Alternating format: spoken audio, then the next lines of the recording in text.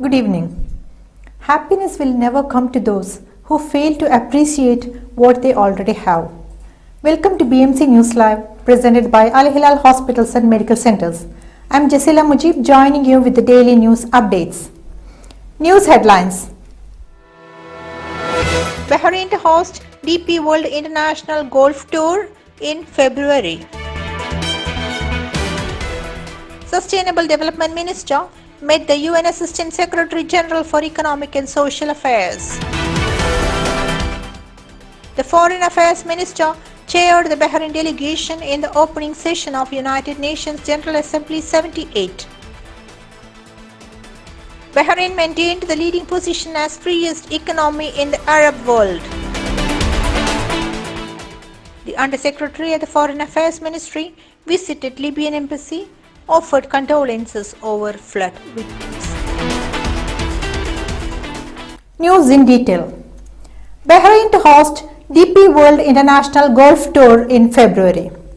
His Highness Sheikh Khalid bin Hamad Al Khalifa, First Deputy Chairman of the Supreme Council for Youth and Sports, Chairman of the General Sports Authority and President of the Bahrain Olympic Committee, has unveiled that His Majesty King Hamad bin Isa Al Khalifa will patronize DP World International Golf Tour, set to be hosted by the Kingdom from the 1st of February to the 4th of February 2024.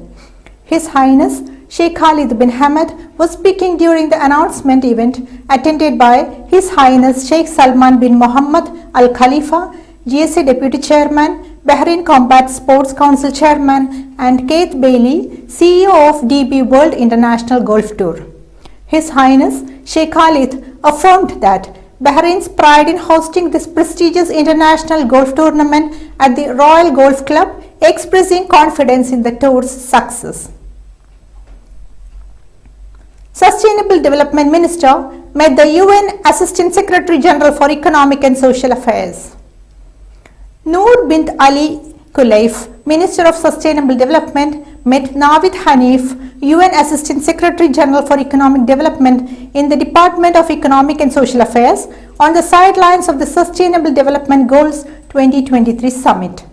The meeting discussed ways to enhance cooperation between Bahrain and the UN and areas of capacity building, especially with regard to strengthening data systems and national statistical capacity.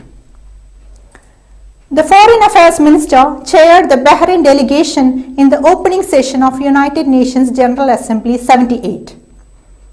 Dr. Abdul Latif bin Rashid Al Zayani, the Minister of Foreign Affairs, chaired the delegation of Bahrain during the opening session of the 78th session of the United Nations General Assembly, UNGA 78. The session, which was held at the United Nations headquarters in New York under the theme Rebuilding Trust and Reigniting Global Solidarity, Accelerating Action on the 2030 Agenda and in Sustainable Development Goals towards Peace, Prosperity, Progress and Sustainability for All, was chaired by the President of the current session of the UN General Assembly, Dennis Francis, and with the participation of the Secretary General of the United Nations, Antonio Guterres.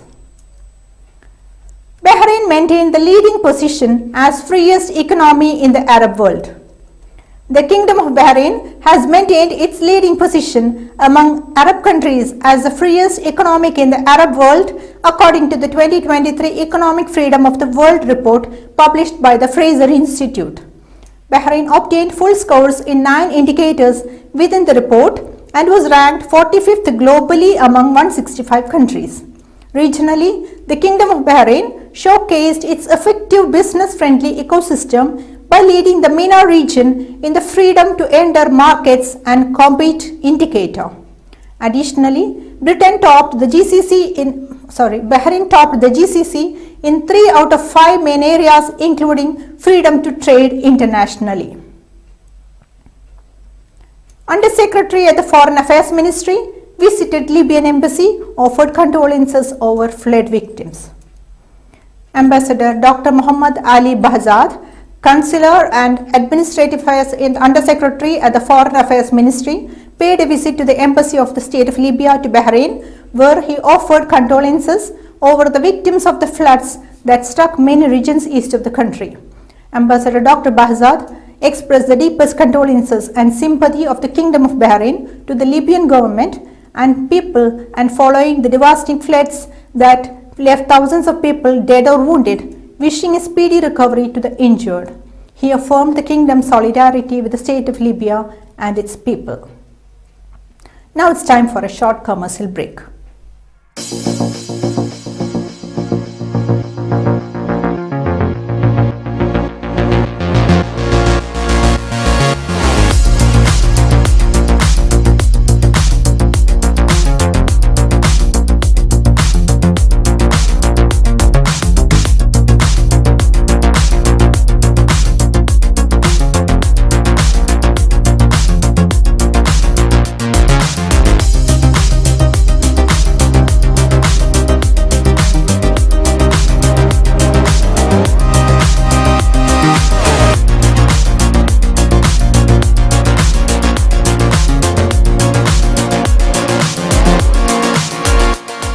The 16th branch of Megamart and Macromart supermarkets in Bahrain has opened in Sahla.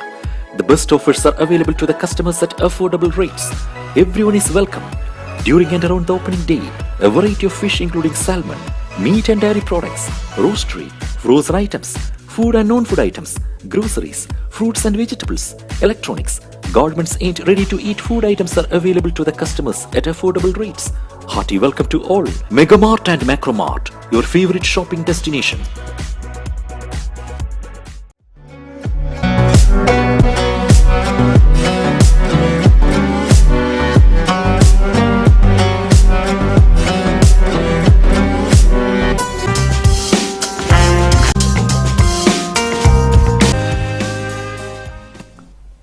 Welcome back.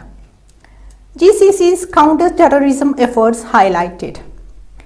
Jazam Mohammed Al-Budaibi, Secretary General of the Gulf Cooperation Council, met with Vladimir Voronkov, Under Secretary General of the UN Office of Counter-Terrorism, on the sidelines of the 78th session of the United Nations General Assembly, UNGA 78. Al-Budaibi stressed that the GCC is keen to combat terrorism, dry up its source of funding and support the efforts of the United Nations Office of Counter-Terrorism to help establish international peace. His Highness Khaled bin Mohammed bin Zayed Al Nahyan launched a new vision and strategy for Abu Dhabi Media Network. His Highness Sheikh Khaled bin Mohammed bin Zayed Al Nahyan, Crown Prince of Abu Dhabi and Chairman of the Abu Dhabi Executive Council, has launched the new vision and strategy for Abu Dhabi Media Network during a launch ceremony held at Abu Dhabi National Theatre. During the event, His Highness endorsed a detailed overview of the new vision and strategy, which focuses on key public service pillars aimed at elevating the public media landscape, developing engaging, educational and informative content tailored to all segments of the community, and accelerating the growth of the knowledge economy across all broadcast, digital and print media platforms. Libyan flood survivors weighed water shortages against landmine risk. People whose homes were swept away by flooding in Libya's eastern city of Derna a week ago faced the dilemma on Sunday of whether to stay and risk infection or flee through areas where landmines have been displaced by the torrents. Thousands of people were killed after two dams above Derna broke on September 10th during a powerful storm, bringing down residential blocks lining a usually dry riverbed as people slept. Many bodies have been washed out to the sea. The United Nations Office for the Coordination of Humanitarian Affairs on Saturday cited a death toll of 11,300 from the Libyan Red Crescent. Sonia Gandhi supported the Women's Reservation Bill seeking immediate implementation. Senior Congress leader Sonia Gandhi supported the Women's Reservation Bill with a sub-quota for SCs, STs and OBCs.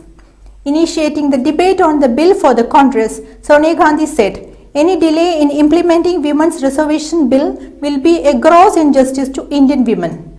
Immediate implementation of Women's Reservation Bill by removing all obstacles is not only necessary but also possible."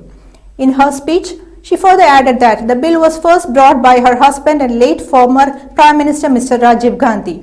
She also highlighted the role of various women leaders, including Sarojini Naidu and Aruna Asaf Ali, in the independence movement of India. The Women's Reservation Bill was introduced in the Lok Sabha on Tuesday during the special session of Parliament. The bill, called the Nari Shakti Vandan Adhiniyam, proposes a 33% reservation for women in the Lok Sabha and the state legislative assemblies. With this, we come to the end of today's news. This is Jasila Mujib signing off. Good night.